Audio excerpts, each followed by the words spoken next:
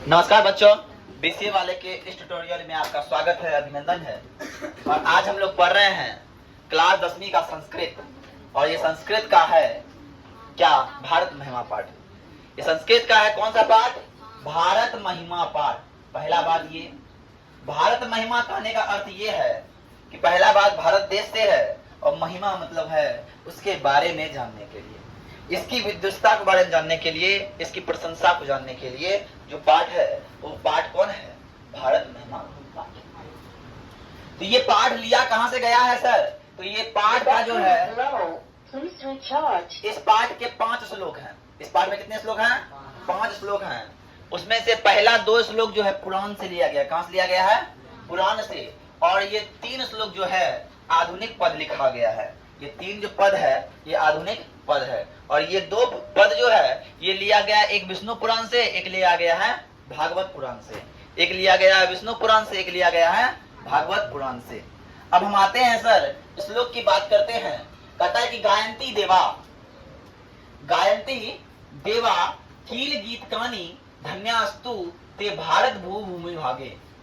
कहता है स्वर्गा पवर्गा स्मंद मार्ग भूते भवंती भूया पुरुषा श्रुत्वात्। कहता है देवता लोग गीत गाते हुए कहते हैं, ईश्वर लोग गीत गाते हुए कहते हैं कि वे लोग धन्य हैं। कौन लोग धन्य हैं? तो वे लोग धन्य हैं जिनका जन्म भारत देश में होता है। इस श्लोक में कहता है कि वो लोग को धन्य कहा गया है, वो लोग को श्रेष्ठ कहा गया है जिस लोग का जन्म कहां हुआ है? भारत भूमि में हुआ है।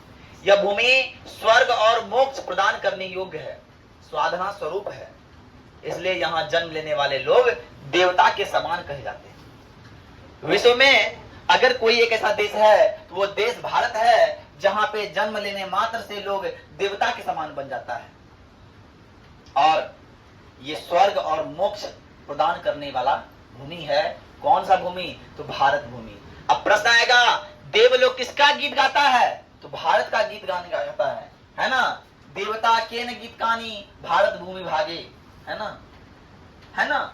आता है अब ये यहाँ जन्म लेने वाला लोग कैसा हो जाता है? तो देवता के समान हो जाता है। ये भूमि कैसी है? तो स्वर्ग और मोक्ष प्रदान करने योग्य है। दूसरा श्लोक है, जो श्लोक लिया गया है कहां से? भागवत पुराण से। और भागवत पुराण में कहा गया है, दूसरा श्लोक में क्या कहता है सर, ध्यान समझिएगा। अहो अमीसाम किम गीतकारी।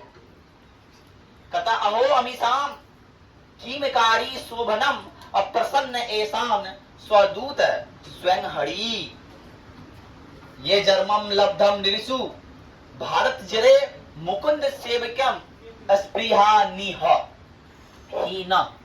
इसका मतलब है देवता लोग इस देश का गुणगान करते हुए कहते हैं। किस देश का? तो भारत का गुणगान गाते हुए कहते हैं, अहो ईश्वर के द्वारा ये कितना सुंदर बनाया गया कि जिसमें मनुष्य भारत भूमि पर हरि सेवा योग बन जाता है।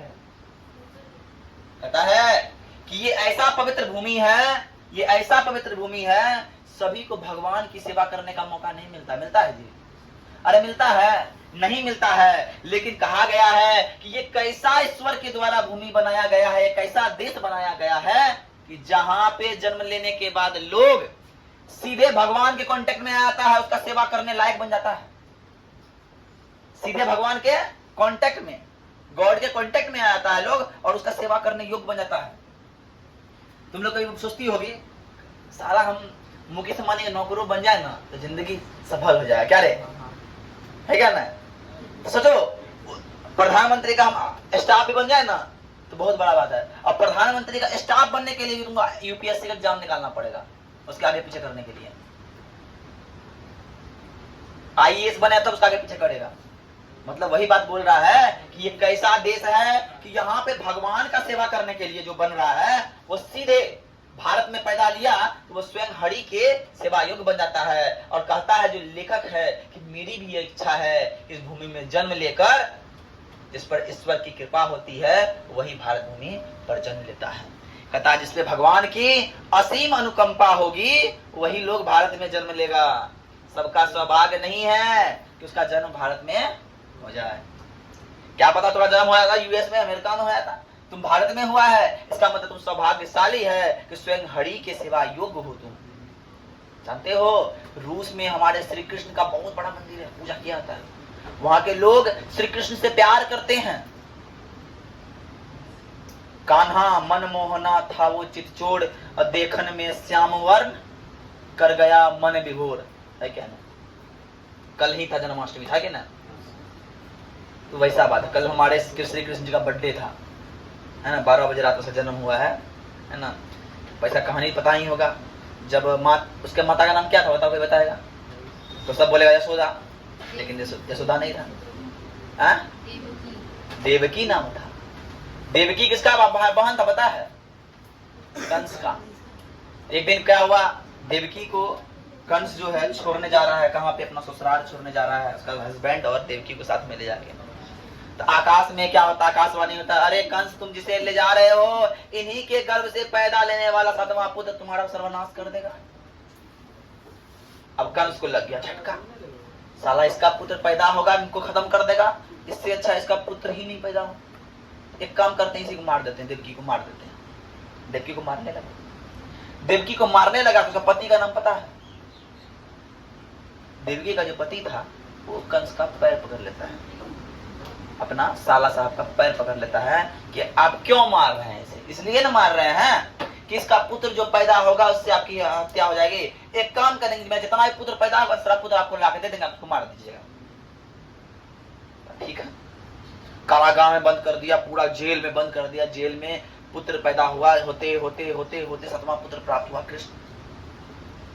लेकिन वासुदेव जो कृष्ण का पिता है, ये जो 7वां पुत्र था इससे मोह आ गया। देखने में सुंदर था, देखने में उसके ललाट में एक अलग चमक, तेजस्वी पुत्र लग रहा था। वो बोला इसको बचाना है किस तरह। तो ये क्या करा, 12 बजे रात में एक टुकड़ी में बच्चा को ले लेता है, और जैसे लेता है टुकड़ी में, मन में सोचता है कि हम इसको ले लें, ले जाकर कहीं बचाने के लिए चाहे, तो फटाफट जेल का दरवाजा अपने आप खुल जाता है और निकल जाता है। अब गया समुद्र पार कैसे करेगा, तो समुद्र सूख जाता है। बोलता जाओ, वहां गाता रहता है कि नंद गांव में नंद जी का बच्चा हुआ है, यशोदा माता को पुत्र की प्राप्ति, मतलब पुत्री की प्राप्ति हुआ। एक काम करता है, वहां पे बच्चा को चेंज करता है, उसका बच्चा को लेते आता है यहाँ पे, अल्लाह के देता है। कंस आया सुबह सुबह, लाओ बच्चा जी, उसको मारेंगे। पैर पकड़ता है, पैर पकड़ के मारता पत्थर पे, साला बच्चा को। जब मारता है बच्चा आसमान में खड़ा बोलता है, अरे कंस तुम मुझे क्या मारोगे, तुझे मारने वाला कोई पैदा ले चुका है। अब साला सोचता है देवकी को हम अंदर रखे, वासुदेव ये अंदर में है, कहाँ पैदा ले बच्चा। तो धीरे धीरे कृष्ण कहा नंद जी के यहाँ माता यशोदा उसको पालन पोषण करता है कि नहीं? तुम्हें हमें करता है, पालन पोषण से खूब बड़ा चढ़ा रहता है। उसका बहुत नटखट कहानी भी है।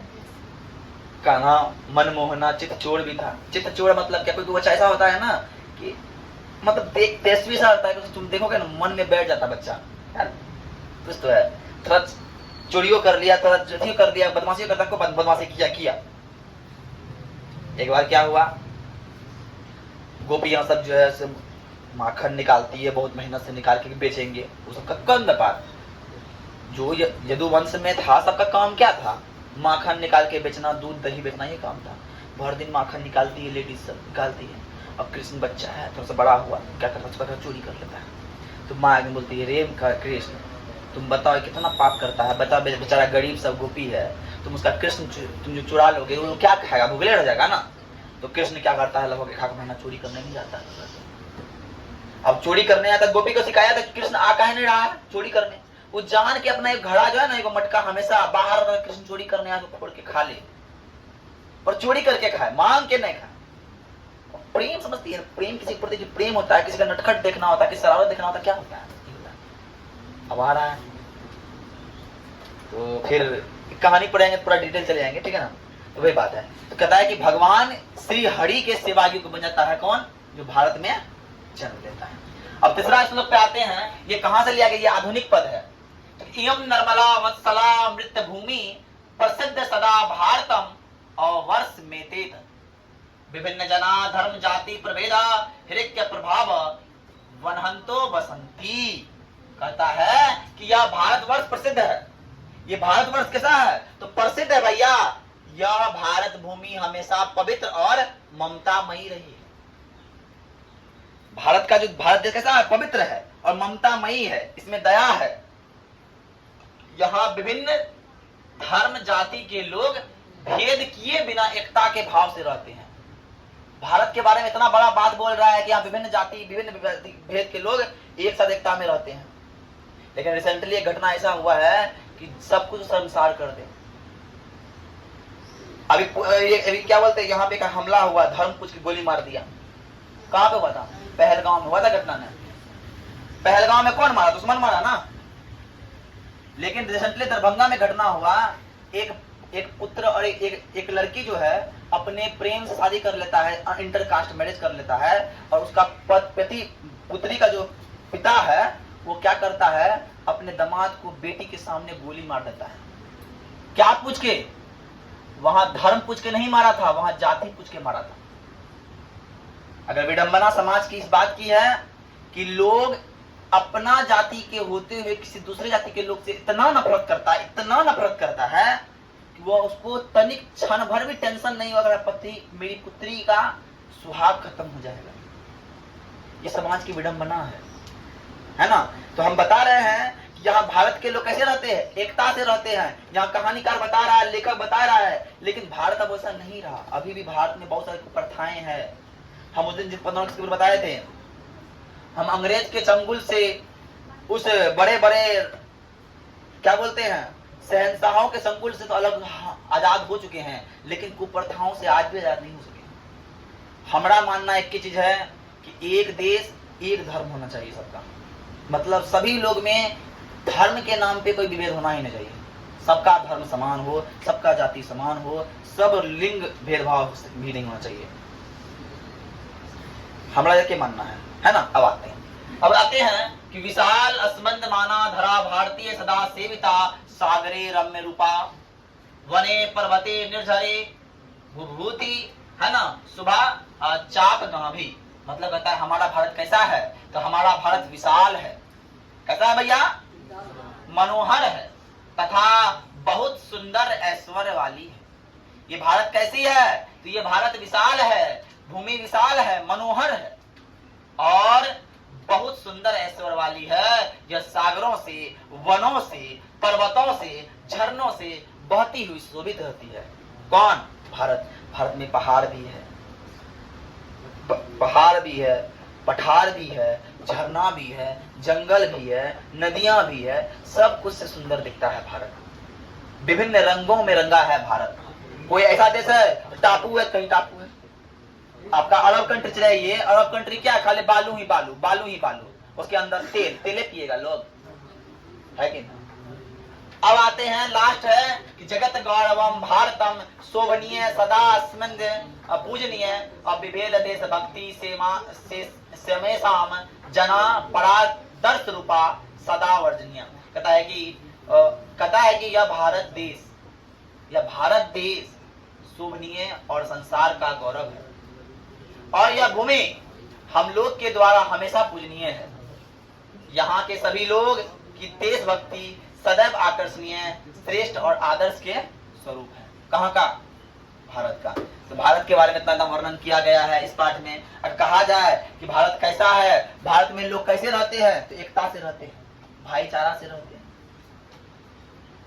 भारत में कभी भी भेदभाव नहीं किया जाता है अकॉर्डिंग टू इसके। विशाल कैसा है? भारत का भूमि कैसा है? तो विशाल है ना रे। विशाल मतलब बहुत बड़ा भूमि है। अखंड भारत की अगर बात किया जाए, हमारा भारत जो अखंड भारत था, अभी जो भारत है वो भारत मेरा भारत सही भारत नहीं है। अखंड भारत में अफगानिस्तान आता था, पाकिस्तान आता था, है ना, उसके बाद बांग्लादेश, म्यांमार, ये सब देश मिलकर अखंड भारत था। और तभी भारत का जो बंगाल वाला जो हिस्सा है, ये वाला हिस्सा, यहाँ से ये वाला हिस्सा गया ऐसे यहाँ ये वाला हिस्सा है ना, ये वाला हिस्सा कोलकाता पहले राजधानी ये वाला था, देश का बीच यही था। अब दिल्ली राजधानी हो गया, देश का दिल क्या हो गया? दिल्ली हो गया, है क्या ना, इसी कारण से। तो ये रहा मेरा संस्कृत। अब इससे ऑब्जेक्टिव आप लोग बनाने की कोशिश कीजिएगा, ऑब्जेक्टिव बनाइएगा, इससे कुछ क्वेश्चन है क्वेश्चन बनाने की कोशिश कीजिएगा, हो जाएगा। मेरा संस्कृत आज खत्म हो गया, लोग 5 चैप्टर खत्म हो गया, है ना। है ना। तो हमारे पास है कहाँ 21 चैप्टर है, 21 चैप्टर है ना, 21 में 5 खत्म है, अब बचा 17 16 खत्म कर देंगे, है कि ना। तो आज के लिए इतना ही। जय हिंद, जय भारत।